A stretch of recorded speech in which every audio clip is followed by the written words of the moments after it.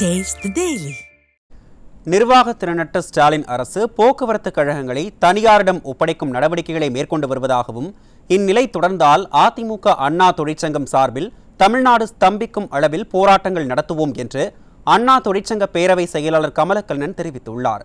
சென்னை ராயப்பேட்டையில் உள்ள அதிமுக தலைமை அலுவலகத்தில் செய்தியாளர்களை சந்தித்த போது அவர் இதனை தெரிவித்தார். மாண்புமிகு இதய தெய்வம் புரட்சித் தலைவி அம்மா அவர்கள் ஆட்சி காலத்தில் ஏழை மக்கள், கிராமப்புற மக்கள் பேருந்துக்காக காலம் கடத்தாமல் பெரிய பேருந்துகள் இயக்கப்படாத பகுதிகளுக்கும் சிறிய பேருந்துகளை இயக்கி மிகப்பெரிய வரவேற்பை பெற்றது மினி பேருந்து இயக்கம்.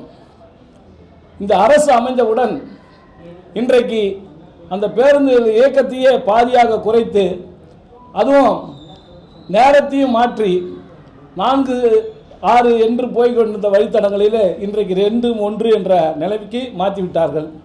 இது எங்களுடைய மாண்புமிகு புரட்சித் தலைவர் அம்மா அவர்கள் கொண்டு வந்த மக்கள் நல திட்டத்தில் ஒரு திட்டத்தை இந்த அரசு மூடுவிழா பண்ணுகிறது என்பதை அண்ணா தொழிற்சங்க பேரவை வன்மையாக கண்டிக்கின்றோம்.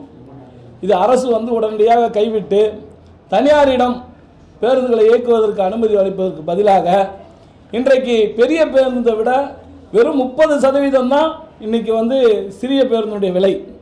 ஆக இந்த மாதிரி பேருந்துகளை வடிவமைத்து அரசே நேரடியாக இந்த பேருந்துகளை இயக்க வேண்டுமே தவிர இதை தனியாரிடம் கொடுத்து இதையும் வியாபார நோக்கத்தில் எடுத்துகிட்டு போகிறத பார்க்கும்போது இது ஒட்டுமொத்த போக்குவரத்து துறையே தனியார் மயம் ஆக்குவதற்கு இந்த அரசு துணிந்து விட்டதோ என்று எண்ண தோன்றுகிறது.